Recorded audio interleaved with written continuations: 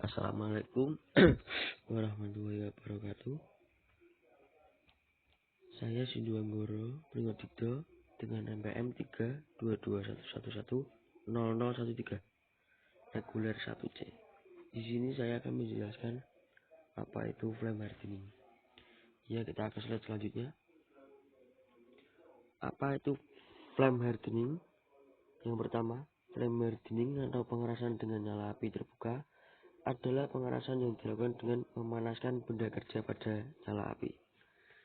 Yang kedua, nyala api tersebut dapat menggunakan LPG dan udara atau low flame hardening atau LPG dan O2 atau high flame hardening. Kemudian yang ketiga, permukaan benda kerja dipanaskan hingga suhu di atas suhu kritis atas dengan cara menjalankan api dan segera di quenching dengan semprotan air. Yang keempat, cara ini sangat efektif untuk baja dengan kandungan karbon cukup tinggi, lebih dari 0,4% derajat Celcius. Sebelum diperkeras, baiknya komponen dinormalising sehingga terdapat kulit dengan struktur martensit dengan sedalam 4 mm dan inti ferrit perlit yang ulet. Bahan-bahan yang digunakan. Pertama, bahan yang digunakan flame hardening ialah baja yang dapat dirasakan paling sedikit mengandung 0,35% zat arang, baik bukan paduan ataupun paduan rendah, atau Cr chromium, Mn manganium, V vanadium, Mo molybdenum, Ni nikel, Si silikon, serta besi tuang perlitis dengan zat arang yang sebagian terikat secara kimia. Kemudian yang kedua,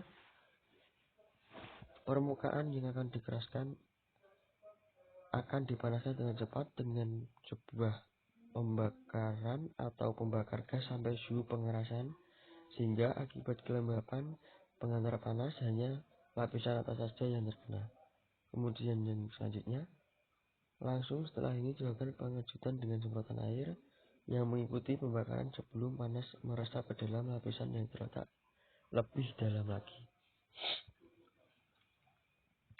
Ukuran temperatur dan panas. Dalam hal ini, tempering juga diperlukan, dapat dengan nyala api ataupun dalam dapur tempering. Untuk mengetahui berapa temperaturnya, biasanya disesuaikan dengan tabel warna yang dikeluarkan oleh pabrik baja sebagai manual book.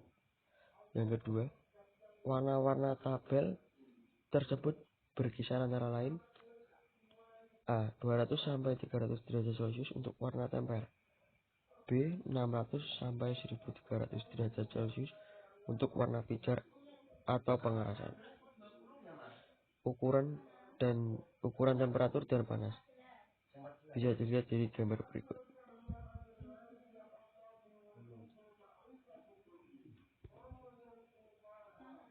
Prinsip flame hardening.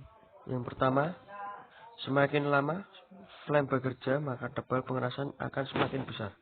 Yang kedua, lamanya flame bekerja dapat diatur menurut kebutuhan melalui kecepatan laju atau jangka waktu di antara pemanas dan pendingin. Yang ketiga, tingkat kekerasan yang dihasilkan akan meningkatkan dengan bertambahnya kadar dalam baja dan kecepatan pendinginan media quench. Metode flame hardening.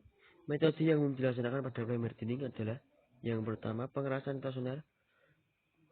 Pengerasan stasioner di sini berarti baik nyala maupun benda yang akan dikeraskan, keduanya berada dalam keadaan diam. Pengerasan bersifat setempat. Untuk yang kedua, pengerasan progresif.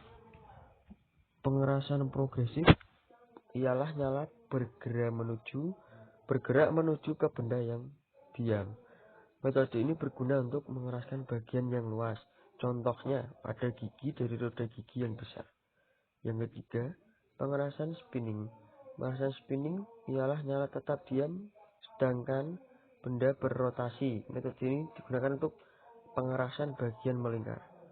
Yang keempat, pengerasan progressive spinning ialah nyala bergerak pada benda yang berputar. Metode ini digunakan untuk mengeraskan permukaan benda melingkar. Contohnya roller. Untuk proses ini menghasilkan permukaan yang keras dengan inti ulet. Benda-benda yang lapisannya besar dapat dikeraskan tanpa memanaskan seluruh benda. Tebal lapisan yang dipanaskan dikendalikan dengan baik. Keuntungan dan kekurangan dari metode ini kita bahas yang keuntungan dulu. Keuntungan yang pertama, peralatan pengerasan dibawa ke benda kerja. Hal ini menguntungkan terutama untuk benda kerja dalam jumlah besar, dalam pengangkutan tanur besar dan mahal. Yang berikutnya, pengikut sertakan ke dalam jalur produksi. Waktu pengerasan singkat, kedalaman pengerasan yang besar atau mudah diatur.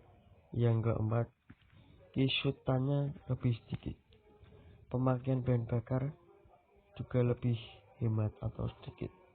Untuk kekurangannya, yang pertama tidak cocok untuk benda kerja ukuran kecil dikarenakan bahaya pengerasan secara menyeluruh.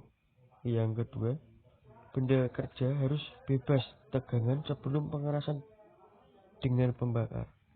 Yang ketiga, untuk mendapatkan sifat mekanik yang baik diperlukan 2 kali perlakuan panas. Cara pengerjaan flame hardening bisa kita lihat ya, dengan cara mengelas, bisa menggunakan las listrik,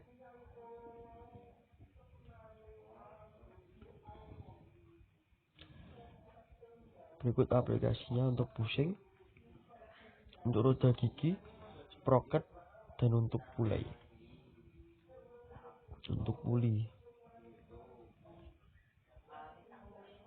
Ya, inilah proses flame hardening metode stasioner. Flame hardening dengan metode spinning, berikut gambarnya seperti itu. Kesimpulan dari yang sudah saya bahas, yang pertama, flame hardening adalah proses pemanasan permukaan yang menggunakan nyala api oksicetilin untuk pemanasan permukaan logam. Kesimpulan yang kedua, dasar penyalaan nyala api sama dengan pengerasan induksi, yaitu pemanasan yang cepat disusul dengan pencelupan permukaan tebal lapisan yang mengeras tergantung pada kemampuan pengerasan bahan. Kesimpulan yang ketiga, laju panas yang semakin tinggi akan menghasilkan pengerasan dangkal, begitu juga sebaliknya. Sekian, terima kasih. Mohon maaf saya hanya dapat menjelaskan belum komplit. Assalamualaikum warahmatullahi wabarakatuh.